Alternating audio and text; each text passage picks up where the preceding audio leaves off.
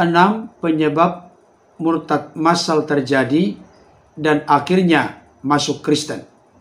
Ada baiknya kita mendengarkan pernyataan dari Erben berikut ini. Mengapa banyak orang Muslim masuk Kristen? Alasannya adalah kualitas hidup Yesus itu jauh lebih mulia dari siapapun yang pernah ada dalam sejarah. Yang pertama tadi, para mualaf lebih banyak membahas Alkitab daripada Al-Quran. Yang kedua, kualitas hidup Yesus. Saya belum menemukan satu tokoh sebesar apapun dan sebanyak apapun pengikutnya, seterkenal apapun ketokohannya, yang sebanding dengan kualitas hidup Yesus. Alkitab memberikan penegasan tentang hal ini, bahwa Yesus itu tidak berdosa. Yesus itu tidak berbuat dosa. Di dalam dirinya sama sekali tidak ada dosa. Mungkin Bapak Ibu Saudara berkata, Pak Pendeta, mana buktinya? Saya akan tunjukkan. Ibrani pasal 7 ayat 25 sampai 27 dikatakan demikian. Karena itu ia sanggup juga menyelamatkan dengan sempurna semua orang yang oleh dia datang kepada Allah, sebab ia hidup senantiasa untuk menjadi pengantara mereka. Sebab imam besar yang demikianlah yang kita perlukan, yaitu yang saleh, tanpa salah, tanpa noda, yang terpisah dari orang-orang berdosa, dan lebih tinggi daripada tingkat-tingkat sorga, yang tidak seperti imam-imam besar lain, yang setiap hari harus mempersembahkan korban untuk dosanya sendiri, dan sesudah itu barulah untuk dosa umatnya. Sebab hal itu telah dilakukannya satu kali untuk selama-lamanya, ketika ia mempersembahkan dirinya sendiri sebagai korban. Jadi di sini ditegaskan, Yesus sanggup menyelamatkan dengan sempurna semua orang yang oleh Yesus datang kepada Allah. Kenapa? Sebab Yesus hidup senantiasa untuk menjadi pengantara bagi saudara, bagi saya, bagi kita semua. Kalau sudah dikatakan kata pengantara, berarti sebagai imam besar. Yesuslah imam besar agung yang saleh, tanpa salah, tanpa noda, yang terpisah dari orang-orang berdosa, dan lebih tinggi daripada tingkat-tingkat sorga. Inilah Yesus.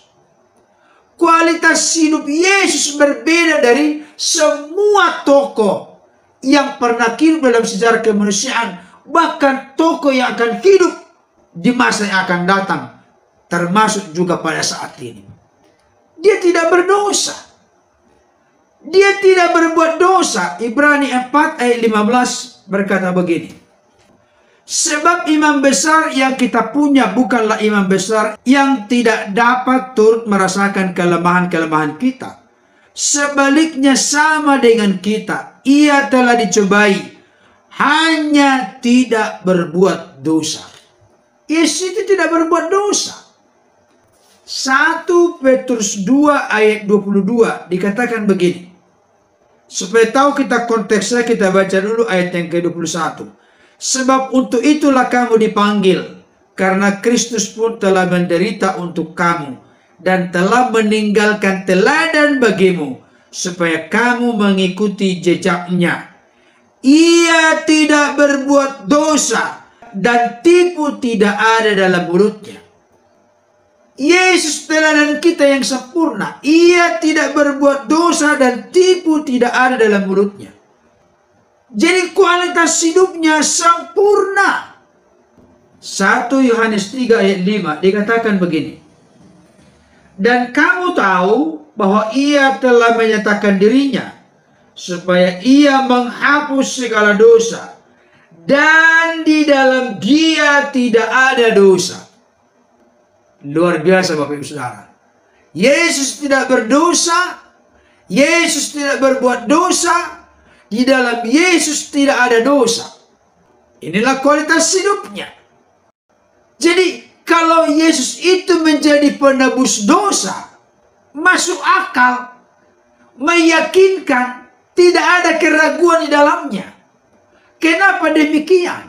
Dia yang tidak berdosa datang dari sorga, turun ke tengah-tengah dunia yang penuh dengan dosa. Dia mati di kayu salib menebus kita dari dosa. Dia telah bangkit dari antara orang mati, telah kembali ke sorga, maka pasti masuk sorga. Dia tidak berdosa, maka dia berkuasa menyelamatkan, mengampuni orang berdosa. Kalau di dalam kitab-kitab Injil dikatakan, tidak mungkin orang buta menuntut orang buta. Dalam konteks lain diperluas, tidak mungkin orang berdosa menyelamatkan orang berdosa. Hanya pribadi yang punya kualitas hidup, tidak berdosa, tidak berbuat dosa, di dalam dirinya tidak ada dosa sama sekali, yang layak dan meyakinkan untuk menjadi penebus dosa. Nah, hal ini membuat orang tergugah. Oh, ternyata Yesus pribadi yang tidak berdosa, pribadi yang tidak berbuat dosa, di mana di dalam dirinya tidak ada dosa sama sekali.